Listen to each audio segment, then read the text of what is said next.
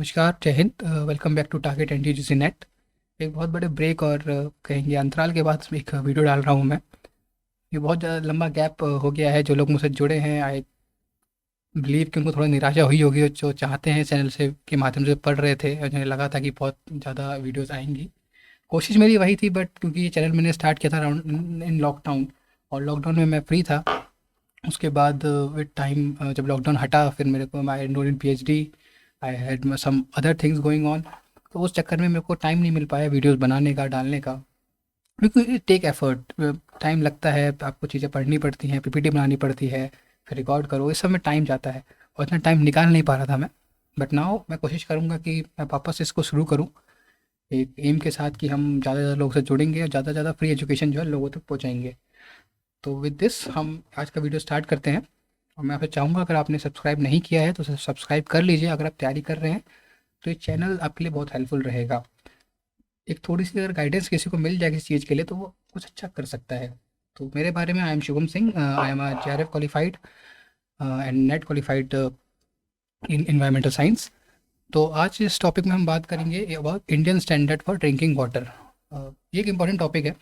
अगर आप net exam की बात भी करें तो इस उसमें भी कई बार इससे क्वेश्चन आ जाते हैं। और इसके अलावा अगर आप कहीं भी कोई इन्वायरमेंटल साइंस का एग्ज़ाम देने बैठते हैं या किसी ऐसे एग्ज़ाम में बैठते हैं जहाँ इन्वायरमेंटल साइंस के क्वेश्चन पूछे जा सकते हैं, तो उसमें ये स्टैंडर्ड से लिमिट्स जो होती है ना, जो रिक्वायरमेंट्स होती है, इनसे क्वेश्चंस आमतौर पे पूछ ले जाते हैं। तो ये बहुत ही इंपॉर्टेंट हो जाता है।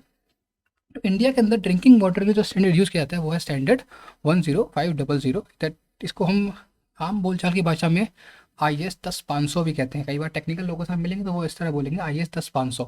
तो 10-500 क्या है? IS Indian standard 10500। वही 2012 में जो है इसकी रिक्वायरमेंट्स बनी थी, इसलिए इसको IS 10-500 2012 कहा जाता है। तो लेट्स स्टार्ट।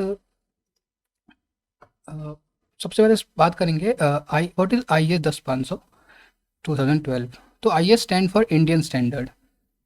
मैं पहले बता चुका हूँ आपको। It is a standard that prescribes the requirements and the method of sampling and test for drinking water. मतलब ये वो स्टैंडर्ड है वो, कि पानी के अंदर क्या क्वालिटी होनी चाहिए, क्या पैरामीटर्स होने चाहिए, उसको डिफाइन करता है। अगर पानी के किसी किसी पैरामीटर्स को हमें टेस्ट करना है तो हम कैसे टेस्ट करेंगे, उसको ही डिफाइन करता है। पानी की सैम्पलिंग कैसे की जाएगी, उसको ही डिफाइन करता है। तो सारे मेथड्स इसमें दिए हुए हैं। IS 10-500 का एक पूरा PDF अवेलेबल है। मैं अपने टेलीग्राम चैनल पे इसको डाल दूंगा इस वीडियो को अपलोड करने के बाद। और साथ ही साथ डिस्क्रिप्शन में भी मैं लिंक दे दूंगा, तो आप वहाँ से इसको पढ़ सकते हैं, जिसको बहुत डिटेल में पढ़ना है। और जिसको सिर्फ एक समझने के लिए चाहिए तो वो उस वीडियो को अच्छे से देख ले, और आप नोट्स बना लीजिएगा जो जो भी मैं बता रहा हूँ उसके। तो सबसे पहले बात करेंगे IS 10-500 जो है, ये बात याद रखिएगा सिर्फ ड्रिंकिंग वाटर के लिए है, ठीक है ना। ड्रिंकिंग वाटर क्या होता है, इसकी भी डेफिनेशन होनी चाहिए कोई, बिल्कुल है। तो drinking water is water intended for human consumption for drinking and cooking purposes. मतलब मनुष्यों के इस्तेमाल के लिए ड्रिंकिंग एंड कुकिंग, उसके लिए जो पानी यूज़ होगा, नहाने धोने उसके लिए नहीं। ड्रिंकिंग एंड कुकिंग, सिर्फ दो पर्पज़ के लिए जो पानी यूज़ होगा वो उसे कहते हैं ड्रिंकिंग वाटर।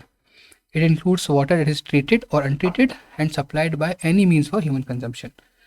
तो IS 10-500 जब आप पढ़ेंगे तो उसमें कई सारे और स्टैंडर्ड्स भी आते हैं।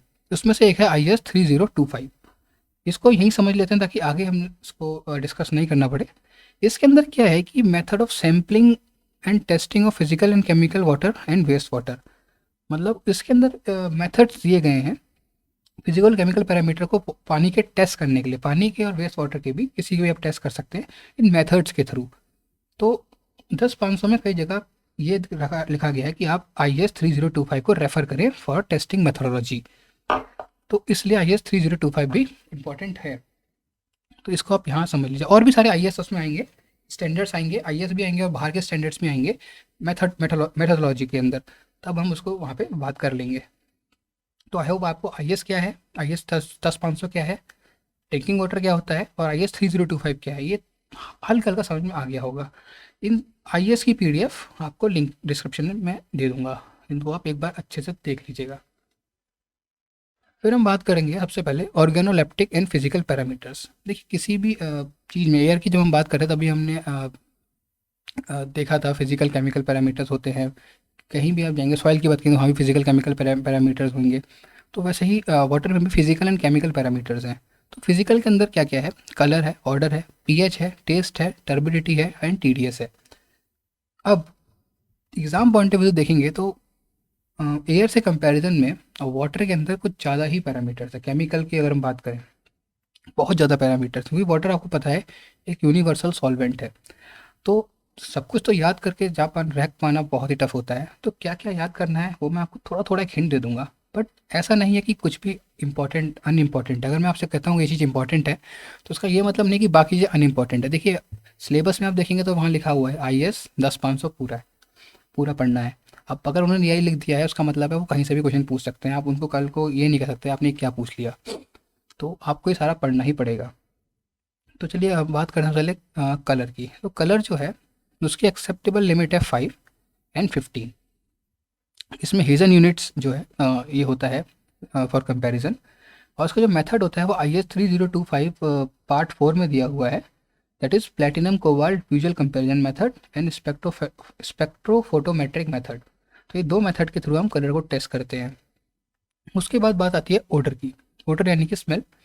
स्मेल एग्रीएबल एंड एग्रीएबल होनी चाहिए। अब एग्रीएबल का क्या मतलब है, देखिए IS 3025 पार्ट 5 जब आप पढ़ेंगे तो उसमें आप देखेंगे कि कई सारे पॉइंट्स दिए हुए हैं, 1 2 3 4 ऐसे है 10 पॉइंट हैं आई थिंक।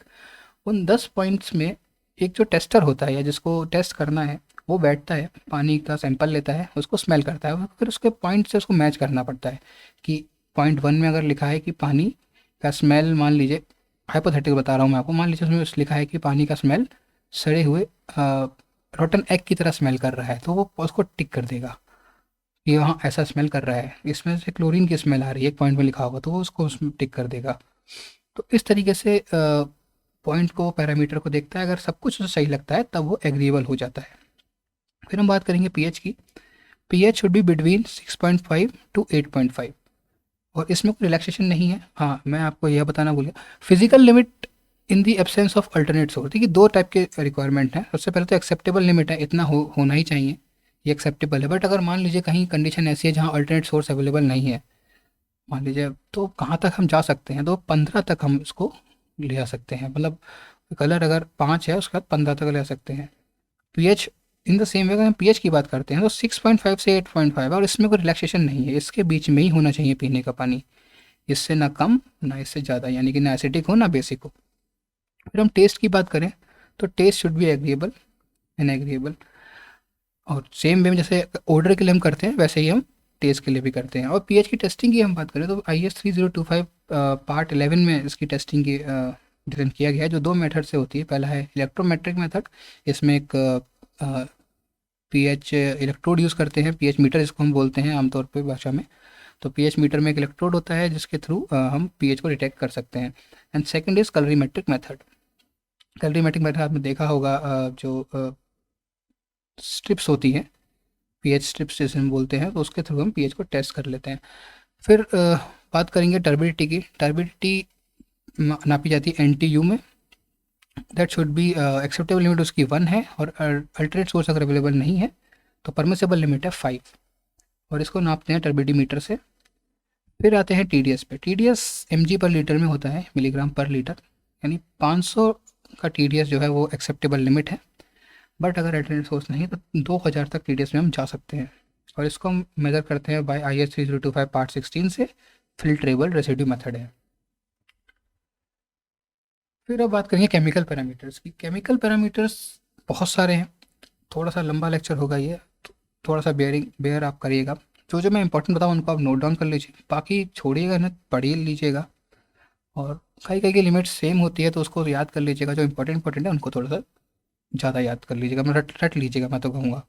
तो एल्यूमिनियम की अगर हम बात करें तो एल्यूमिनियम मिलीग्राम पर लीटर 0.03 होना चाहिए, और एक्सेप्टेबल जो लिमिट जो है, और अगर परमिसेबल लिमिट है उसकी 0.2।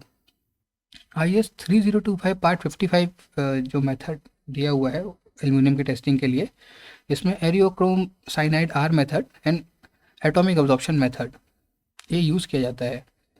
फिर हम बात करेंगे अमोनिया की। अमोनिया टेस्ट होता है टोटल अमोनिया, ये एक इम्पॉर्टेंट है, इसको आप चाहें तो नोट डाउन कर लीजिए, मार्क कर लीजिए, ये इंपॉर्टेंट है, इसको रट लीजिएगा। अमोनिया शुड बी 0.5, और इसमें कोई रिलैक्सेशन नहीं दिया गया है। इसको टेस्ट कैसे करते हैं, देखिए जो मैं इंपॉर्टेंट बता रहा हूँ उसके लिमिट्स और उसकी टेस्टिंग मेथोडोलॉजी, इसको याद कर लीजिएगा, क्वेश्चन इससे आ जाता है। तो IS 3025 part 34, nesslerization method, referee method भी बोलते हैं इसको। Then we have phenate method, titrimetric method and ammonia selective electrode method. अब इसमें क्या है, इसमें सारे मेथड ये दिए हुए हैं। जैसे जैसे हम नीचे जाते हैं, मतलब ये नेशनलाइजेशन मेथड है, फिनेट मेथड है, ये और मेथड एडवांस होता जाता है। एडवांस का मतलब क्या है, जो उसकी डिटेक्शन रेंज है वो बढ़ती जाती है। इससे क्या होता है कि मान लीजिए बहुत ट्रेस अमाउंट में अगर कोई एलिमेंट भी प्रेजेंट है, कोई एलिमेंट है, कोई कंपाउंड प्रेजेंट है बहुत ट्रेस अमाउंट में, तो उसको भी जो एडवांस मेथड है वो डिटेक्ट कर लेते हैं। फिर आयोनिक डिटर्जेंट की बात करें तो उसकी लिमिट है 0.2 एंड 1, और इसके टेस्टिंग के लिए होता है एनएक्स के ऑफ IS 13428। अब इंडियन स्टैंडर्ड 13428 के अंदर दिया हुआ है टेस्टिंग मेथड, जिसको बोलते हैं method for test of ionic surface active agent. जैसे मैंने आपसे कहा था कि हम और भी IS डिस्कस करेंगे, तो उसमें से एक IS 13428 है। तो इसके अंदर मेथड दिया हुआ है for the testing of anionic detergent. तो इसलिए क्योंकि इसमें दूसरा आई इन द स्टैंडर्ड यूजर है, तो इसको थोड़ा सा रिमेंबर कर लीजिएगा, याद कर लीजिएगा। एग्जाम में हो सकता है कोई ऐसा एग्जामिनर हो जो उसको लगे कि हाँ कुछ अलग है, मैं पूछ लूँ इससे, तो वो पूछ सकता है। फिर हम बात करेंगे बेरियम की। बेरियम में 0.7, इसमें कोई रिलैक्सेशन नहीं है परमिसेबल लिमिट में, और इसका टेस्ट होता है NXF ऑफ IS 13428 में। इसमें डिटर्मिनेशन ऑफ बेरियम कंटेंट है। एंड IS 15302 के अंदर भी इसके टेस्टिंग मेथड दिया हुआ है, जिसको भी यूज़ किया जा सकता है, जो कोई है direct nitrous oxide acetylene flame atomic absorption spectrometry. फिर हम बात करेंगे बोरॉन की। बोरॉन इज 0.5 एंड 1, जिसका मेथड दिया है IS 3025 पार्ट 57 में, जिसके अंदर आते हैं titration method, colorimetric curcumin method, flow injection method, ion chromatographic method and inductively coupled plasma atomic emission spectrometric method. नाम टफ है, याद करना डिफिकल्ट है, but boron I don't think इतना इंपॉर्टेंट है मत, लेकिन आप उसको थोड़ा सा पढ़ लीजिएगा, कुछ पता नहीं होता है कहाँ से क्या पूछ ले। नाम एक बार अगर आप पढ़ लेंगे तो आपको कभी ना कभी जब ऑप्शन देखते हैं तो स्ट्राइक कर जाता है कि हाँ कुछ सुना हुआ लग रहा है, कुछ पढ़ा हुआ लग रहा है, तो आप हो सकता है ऑप्शन लगा पाएँ। फिर हम बात करेंगे कैल्शियम की। कैल्शियम इंपॉर्टेंट है, बिल्कुल है। कैल्शियम कई जगह पे पानी के अंदर प्रॉब्लम भी है कैल्शियम की। काफ़ी ज़्यादा कैल्शियम कई जगह पे ऐसी हैं जब पानी में बहुत ज़्यादा कैल्शियम खुल के आता है, और वो एक प्रॉब्लमेटिक चीज़ है। तो कैल्शियम इंपॉर्टेंट है। इसकी लिमिट जो है वो 75 है, और परमिसिबल लिमिट 200 है। IS 3025 पार्ट 40 में इसका दिया हुआ है मेथड EDTA मेथड। इसमें इसका EDTA titrimetric method and atomic absorption spectrometric method and permanganate titration method, 3 methods में यूज़ किया जा सकते हैं। फिर क्लोरोमाइंस की बात करें, जो Cl2 है, इसके जो लिमिट है वो है 4, और इसमें रिलैक्सेशन नहीं है परमिसिबल लिमिट में। और इसका जो मेथड है वो IS 3025 पार्ट 26 में है, स्टेबलाइज्ड न्यूट्रल ऑर्थोटोलिडीन मेथड। फिर हम बात करें क्लोराइड की। ये इंपॉर्टेंट है, इसको स्टार कर लीजिए और लिख लीजिए अपने नोट्स में। जो उसकी लिमिट है, एक्सेप्टेबल लिमिट वो 250 है, और परमिसिबल लिमिट 1000 है। एंड IS 3025 पार्ट 32 में इसका मेथड दिया हुआ है argentometric metric method and mercuric nitrate method and potentiometric method. ये 3 मेथड इसके यूज़ किए जा सकते हैं, तो इन मेथड्स को भी आप याद कर लीजिएगा। अब तो ये मेथड्स के नाम यूजी पॉइंट ऑफ व्यू से मैं बता रहा हूँ, मेथड्स के नाम याद करना इंपॉर्टेंट है। मेथड में क्या मेथडोलॉजी यूज़ होती है वो इतना इंपॉर्टेंट नहीं है। फिर भी अगर कोई अपनी नॉलेज के जानना चाहता है तो इस IS को आप डाउनलोड कर लीजिए, IS 3025। आप ये लिखेंगे गूगल पे IS 3025 पार्ट 32, तो पार्ट 32 ही डाउनलोड हो जाएगा सीधा, वो ऑप्शन आपको PDF में मिल जाएगा। हर एक पार्ट के अलग अलग PDF है, आप उसको डाउनलोड कर सकते हैं और फिर इसको पढ़ सकते हैं, जिसको पढ़ने का शौक है, जो जानना चाहता है, जिसको नॉलेज अपनी बढ़ानी है, वो कर सकता है। फिर हम बात करेंगे कॉपर की। कॉपर की लिमिट है 0.05 एंड परमिसेबल लिमिट है 1.5, और इसके जो मेथड है वो IS 3025 पार्ट 42 में दिया हुआ है। Neocuproine method, atomic absorption method, chelation extraction, then differential pulse and anodic stripping voltammetry, ये मेथड इसमें दिए हुए हैं। फिर हम बात करेंगे फ्लोराइड की। ये इंपॉर्टेंट है, फ्लोराइड तो आप याद करके जाइएगा ही। चलिए आप कमेंट सेक्शन में यही बताइएगा मेरे को कि अलग अलग केमिकल्स से होने वाली कुछ कॉमन बीमारियां कौन कौन सी हैं, वो आप जरा मुझे कमेंट में बताइएगा, तो मैं देखता हूँ किसको कितना आता है। फिर रिक्वायरमेंट एक्सेप्टेबल लिमिट की 1 है फ्लोराइड के लिए, एंड परमिसिबल लिमिट 1.5 है। जो उसके लिए टेस्ट है वो IS 3025 में दिया हुआ है। जिरकोनियम एलाइजेरिन मेथड है एंड इलेक्ट्रोकेमिकल प्रो मेथड है, दो मेथड इसमें दिए हुए हैं। फिर फ्री रेसिडुअल क्लोरीन की बात करेंगे, ये भी इंपॉर्टेंट है। फ्री रेसिडुअल क्लोरीन, इसकी लिमिट है 0.2 एंड परमिसिबल लिमिट है 1। एंड IS 3025 पार्ट 26 में इसमें इसका मेथड है स्टेबलाइज न्यूट्रल ऑर्थोटोलिडीन मेथड, इसको यूज़ किया जाता है। आयरन की बात करें, iron 0.3 and no relaxation. IS 3025 part 53 में इसका मेथड दिया हुआ है 110 फिनेंथ्रोलीन मेथड है and atomic absorption method direct है। देखिए एक चीज़ मैं आपको और बता दूँ, एग्जाम पॉइंट ऑफ व्यू से मैं आपको बता रहा हूँ कि कई बार जब हैवी मेटल्स की बात करें या मेटल्स की बात करें, हैवी मेटल्स की बात करें, तो एक मेथड बहुत कॉमन आपको मिलेगा, वो है AAS। AAS stand for atomic absorption spectrophotometry. AAS अगर आपको ऑप्शन में दिखता है और कोई हैवी मेटल की वहाँ बात हो रही है, मरकरी की बात हो रही है या लेड की बात हो रही है, किसी वैसे हैवी मेटल की अगर बात हो रही है, तो वहाँ आप AAS को टिक मार के आ सकते हैं। 70% केस में उसमें AAS को ही यूज़ करेंगे। तो इस चीज़ को थोड़ा याद कर सकते हैं, ट्रिक है एक तरीके की, कि जो हैवी मेटल्स हैं उनके लिए AAS जो है एटॉमिक एब्जॉर्प्शन स्पेक्ट्रोफोटोमेट्री यूज़ की जाती है। फिर मैग्नीशियम की बात करें, मैग्नीशियम की जो लिमिट है ये भी इंपॉर्टेंट है, मैग्नीशियम Mg, इसकी बात करें तो इसकी लिमिट है 30, जो एक्सेप्टेबल लिमिट है, और जो परमिसिबल लिमिट है वो है 100। IS 3025 part 46 with amendment 1 and 2 इसको यूज़ किया जाता है। इसमें ग्रेविमेट्रिक मेथड है, वॉल्यूमेट्रिक मेथड है एंड एटॉमिक एब्जॉर्प्शन मेथड है। फिर मैंगनीज की बात करें, पहले हम मैग्नीशियम की बात करते हैं, मैंगनीज की बात करेंगे। मैंगनीज जो है 0.1 एंड 0.3 जो उसकी लिमिट है। And IS 3025 part 59 periodate colorimetric method and formaldoxime spectrometric method, ये दो मेथड इसमें यूज़ किए जाते हैं।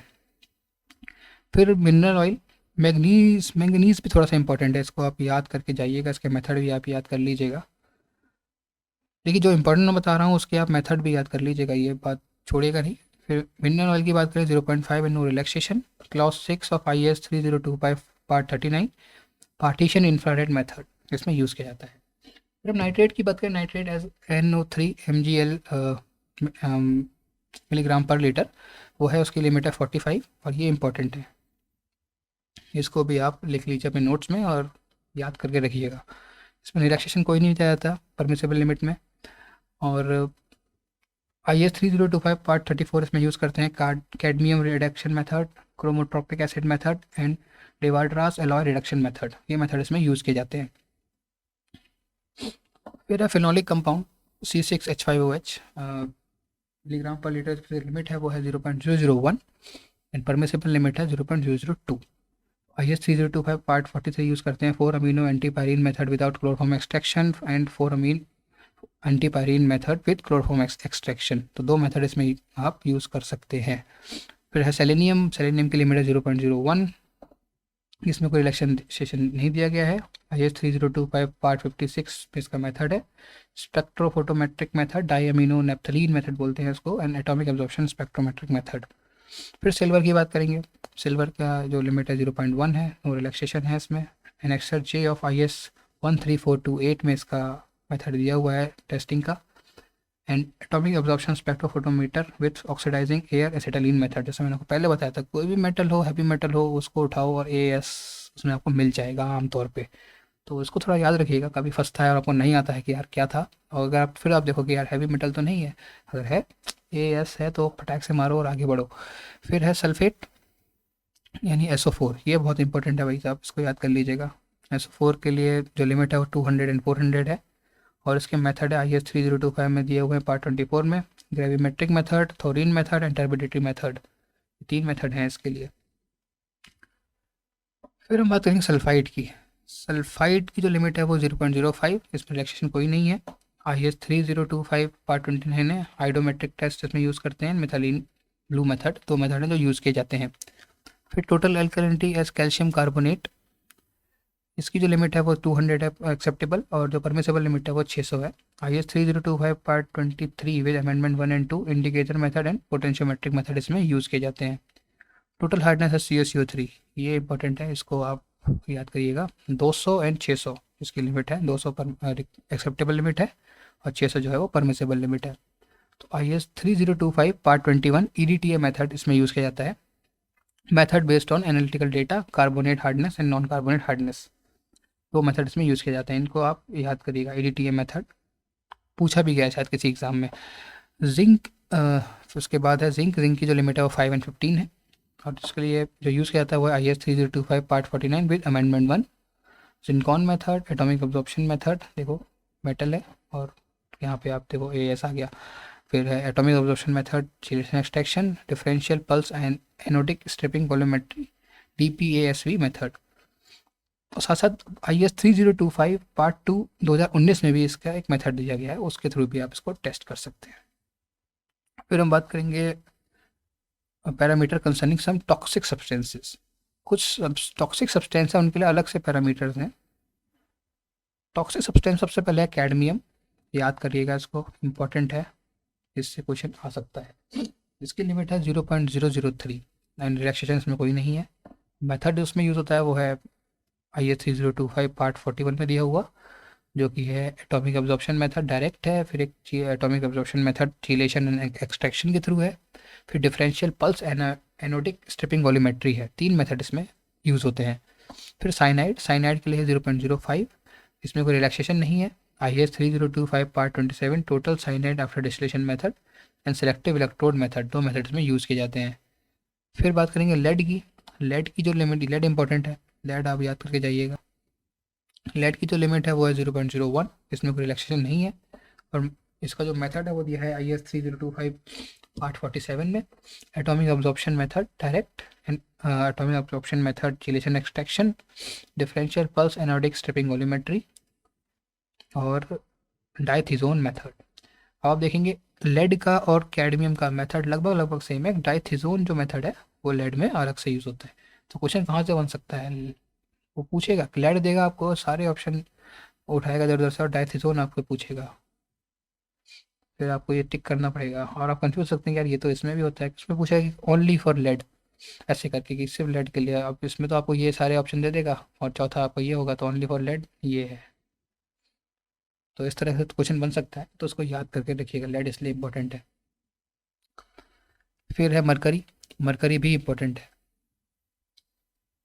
तो मरकरी की जो लिमिट है वो है 0.001, इसमें कोई रिलैक्सेशन नहीं है। मेथड जो होता है वो होता है cold vapour atomic absorption spectrophotometry and colorimetric dithizone method, दो मेथड इसमें यूज़ होते हैं। उसके बाद है मोलिब्डेनम। मोलिब्डेनम की लिमिट है 0.07 है, इसमें कोई रिलैक्सेशन नहीं है। IS 3025 पार्ट 2 में इसका जो है मेथड दिया हुआ है। देखिए कुछ मेथड्स के कुछ स्पेसिफिक नाम नहीं है और उसके लिए आपको ये मेथड आप चाहें तो पढ़ सकते हैं, बट या सिर्फ इतना याद कर सकते हैं, IS 3025 पार्ट 2 में दिया हुआ है। और आमतौर पे इस तरीके से मेथड से क्वेश्चन आते भी नहीं है, जो मेथड स्पेशली के नाम डिफाइंड है उन्हीं से क्वेश्चन आते हैं UGC एग्जाम में। फिर हम बात करें निकल की। निकल की जो लिमिट है वो 0.02, इसमें कोई रिलैक्सेशन नहीं है। IS 3025 पार्ट 54 में इसका मेथड दिया हुआ है। फिर है पॉलीक्लोरिनेटेड बाइफिनाइल्स। पॉलीक्लोरिनेटेड बाइफिनाइल्स के अंदर जो लिमिट है वो है 0.0005 एंड इसमें कोई रिलैक्सेशन नहीं है। और इसका मेथड है ASTM 5175 में दिया हुआ है।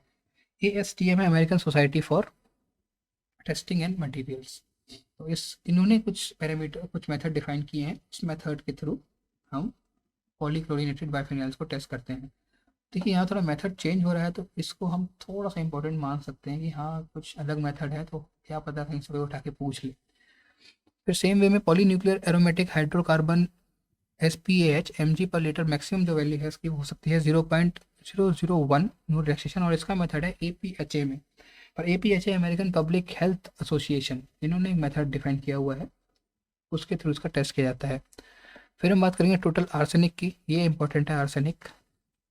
आर्सेनिक का 0.01 एंड जो उसकी परमिसेबल लिमिट है वो 0.05 है। एंड IS 3025 पार्ट 37 इसका मेथड दिया हुआ है। टोटल क्रोमियम की बात करें तो 0.05 है, इसमें कोई रिलैक्सेशन नहीं है। एंड IS 3025 पार्ट 52 में इसका मेथड दिया हुआ है।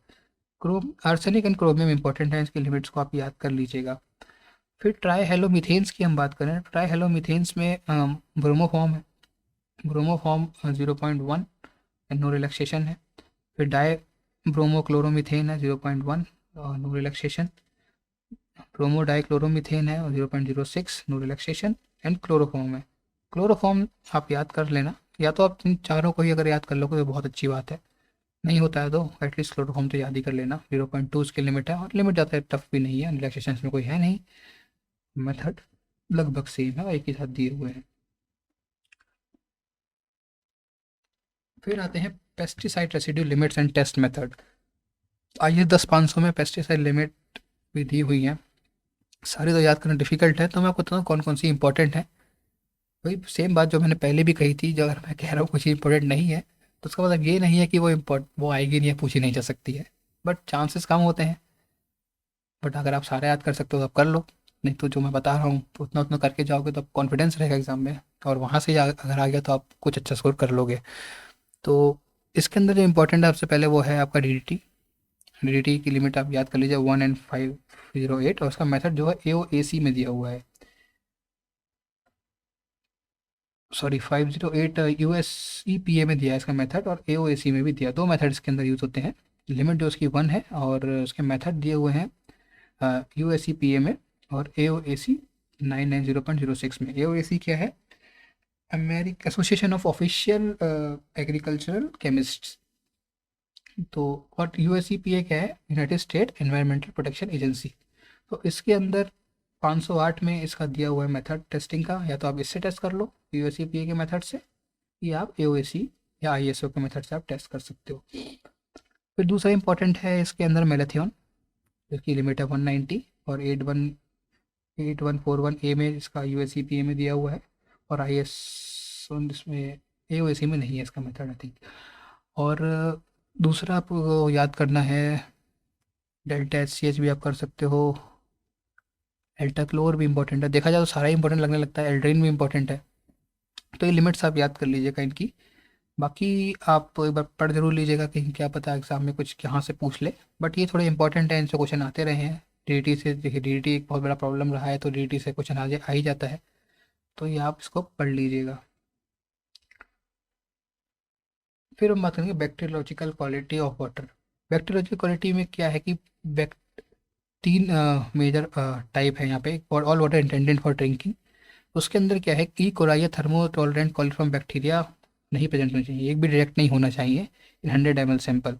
फिर treated water for entering distribution system, उसके अंदर भी सेम है, कोई भी bacteria E coli thermo tolerant bacteria coliform bacteria detect नहीं होने चाहिए।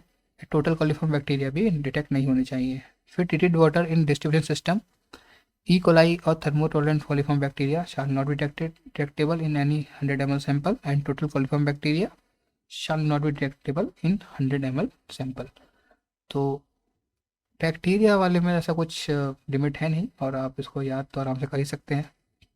तो इससे इस टाइप से भले ही क्वेश्चन ना पूछे, बट घुमा के क्वेश्चन पूछ ही लेता है, तो उसका थोड़ा ध्यान रखिएगा। थैंक यू, इस वीडियो में इतना ही होगा।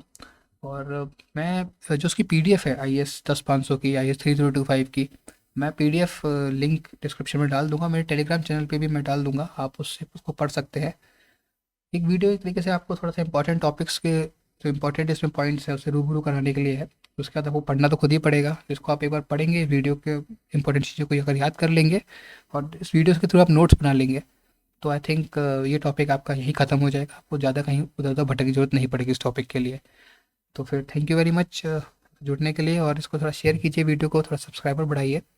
देखिए, अगर आप थोड़ा सा एफर्ट डालेंगे तो मैं भी अपनी तरफ से पूरा एफर्ट डालूंगा, और तब मुझे लगेगा कि हाँ कुछ करने का फ़ायदा भी हो रहा है, कुछ बच्चों का रिस्पॉन्स आ रहा है, तभी कुछ इंसान करने के अंदर मोटिवेशन आता है। तो मेरे मोटिवेशन आप ही लोग हैं। करते रहिए, देखते रहिए, पढ़ते रहिए, खुश रहिए। जय हिंद, जय भारत।